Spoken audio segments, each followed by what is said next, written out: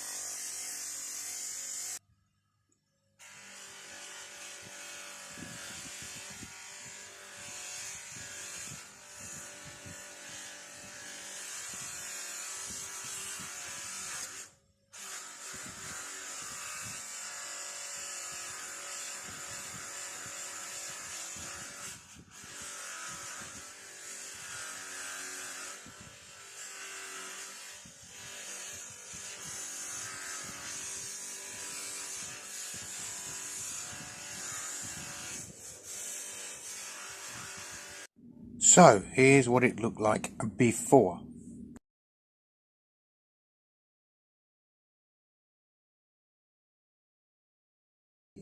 What we need now is some chalk, I suppose. It just so happens I have some Stanley Manley.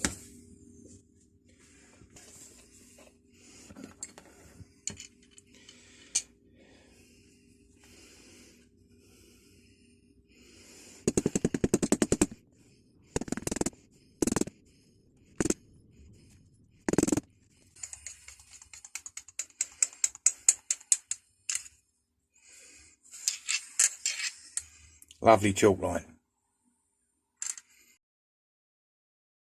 Right, thanks for watching, and probably be another one next week.